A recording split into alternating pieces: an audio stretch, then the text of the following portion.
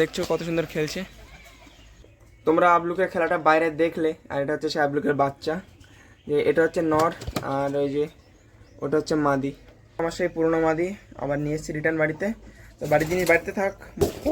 এই দেখো মাদি প্রচণ্ড অ্যাগ্রেসিভ হয়ে রয়েছে, এখন বেশি হাত খাবো না। আসসালামু আলাইকুম প্রিয় দর্শক, কেমন আছো তোমরা সবাই? আশা করি তোমরা সবাই ভালো আছো।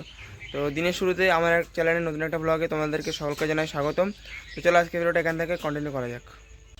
এখানে আমি অলরেডি পায়রার ঘর খুলে দিয়েছি, পায়রাগুলো খাচ্ছে কম বেশি। এখানে চাল খুদ দেওয়া আছে, চাল খুদ এখন খাওয়াচ্ছি পায়রাকে। তো ঘরের ভিতরে কিছু বাচ্চা আছে, বাচ্চাগুলো তোমাদেরকে শখ খাওয়াচ্ছি। চলো প্রথমে দেখছো তোমরা এখানে আমার যে কালদম নট ছিল বাড়ির, ওল্ড যে নট, সবথেকে পুরোনো নট, সেই নটের বাচ্চা। তো নটটা অসুস্থ হয়ে আছে, একটু স্ট্রোক করেছিল। তো মাদিটা বাচ্চাটাকে একাই খাওয়াচ্ছে, জানি না কতদিন খাওয়াবে। তো যতদিন খাওয়াক না খাওয়া আমাকে আবার হ্যান্ড ফিডিং করাতে হবে। নেক্সট যে পেয়ার এখানে দেখতে পাচ্ছ, লোটনের পেয়ার আছে। এই যে বাচ্চা উঠেছে দুটো। এর আগের বাচ্চা আমি বেঁচে দিয়েছিলাম, তোমরা জানো, আগের ভিডিওতে বলেছি। আর এই যে বাচ্চা উঠেছে, বাচ্চা দুটো কেমন উঠেছে কমেন্ট করে জানিও। এটা নট মাদিটা, আর এই যেখানে নটটা রয়েছে। এখন বাচ্চা খাওয়াচ্ছে, এদেরকে ডিস্টার্ব করে লাভ নেই। এই যেখানে আমার আবলুক নট। তো চলো তোমাদের আবলুক নটের খেলাটা দেখানোর চেষ্টা করি আজকে। এই হাতে নিয়ে নিয়েছি, জানি না উঠবে কিনা, যদি ওড়ে অবশ্যই খেলবে, চেষ্টা করছি খেলানোর।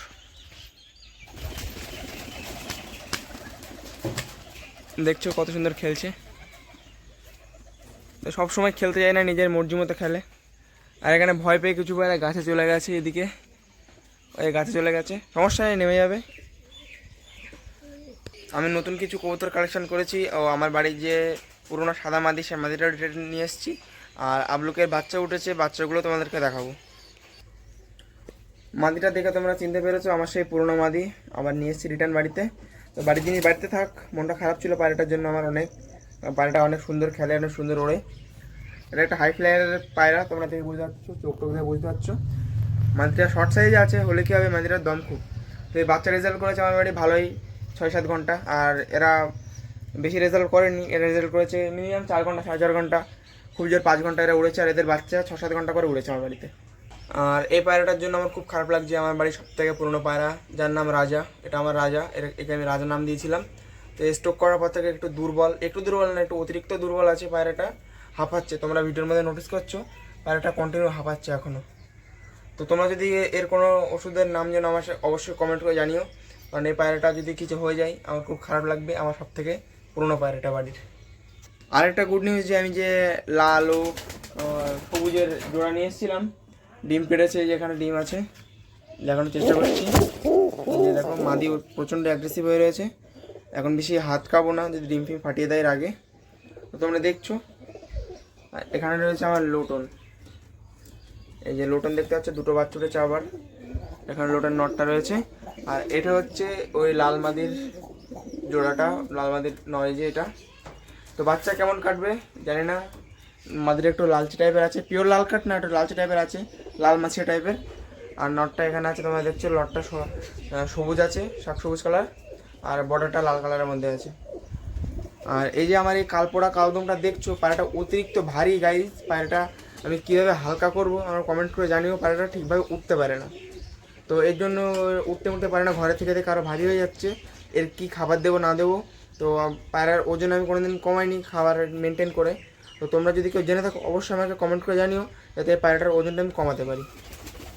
তোমরা আবলুকের খেলাটা বাইরে দেখলে, আর এটা হচ্ছে সে আবলুকের বাচ্চা, যে এটা হচ্ছে নর আর ওই যে ওটা হচ্ছে মাদি। এই আবলুকের বাচ্চা উঠেছে, কত সুন্দর দেখো একবার। পায়রা দুটো কেমন হয়েছে কমেন্ট করে জানিও, বাচ্চা দুটো কত সুন্দর উঠেছে। নেক্সট যে বাচ্চাগুলো উঠবে সেই বাচ্চাগুলো আমি তোমাদের মধ্যে একজনকে দেওয়ার চেষ্টা করব। আর এই বাচ্চাগুলো কেমন উঠেছে অবশ্যই কমেন্ট করে জানিও। তো সামনে যে সেটটা দেখছো, এটা সেট না, আসলে এটা সেট করব। এই নটটা আমার নতুন আনা, আর এই মাদিটা পুরোনো মাদি এক ভাইয়ের কাছে পেতেছিলাম। সেই ভাইয়ের বাড়িতে নাকি ঠিকভাবে খেলছে না, তো সেই ভাইকে আমি অন্য পায়রা বুঝিয়ে দিয়ে পায়রাটা নিলাম। তো আমার কাছ থেকে যদি কেউ পায়রা নাও কোনো সময়, পায়রা রিটার্নও করে দেওয়া হবে যদি তোমাদের পায়রায় কোনো ফল্ট থাকে। তো সেই ভাইয়ের কাছ থেকে মাদিটা নিয়ে আসলাম। তো মাদিটা গিরিবাজার এটা ভালো খেলে, দাঁড়িয়ে দাঁড়িয়ে খেলে উপরে। আর এদিকে আমার একটা পুরনো নর, গিরিবাজার নর, আগে শখ করানো পায়রাটা কত সুন্দর শেপের দেখো একবার। পায়রাটার চোখ আর ঠোঁট দেখছো তোমরা, কত সুন্দর শেপে আছে পায়রাটা। তো এই পায়রাটা আমার ডানাটা লক হয়ে গেছে। তো ডানা লকের ওষুধ যদি কেউ জানো আমাকে কেউ অবশ্যই জানাও, মানে এটা ওল্ড জেনারেশনের গিরিবাজ, এখন ওল্ড জেনারেশনের গিরিবাজ পাওয়া যায় না, তো এই পায়রাটা সুস্থ করা খুবই দরকার। এর একটা বাচ্চা আমার কাছে আছে, তো এই ডিম দিয়ে লাস্টবার একটা বাচ্চা করে, একটা বাচ্চা খাওয়া অর্ধেক যখন বড় করেছে তারপরতে পায়রাটা অসুস্থ হয়ে গেছে, নানা লক হয়ে গেছে। তো গাইজ আজকের ভিডিওটা এই পর্যন্তই। কেমন লাগলো কমেন্ট করে জানিও। আশা করি তোমাদের আমার ভিডিও ভালো লেগেছে। এই ধরনের ভিডিও দেখার জন্য আমার চ্যানেলটা অবশ্যই সাবস্ক্রাইব করে রেখে দিও। তো আমার চ্যানেলে এই ধরনের ভিডিও, সেল ভিডিও আসতে থাকে। তো দেখা হচ্ছে পরে কোনো ভিডিওতে, ততক্ষণ জন্য ভালো থাকবেন। খুদা হাফেজ।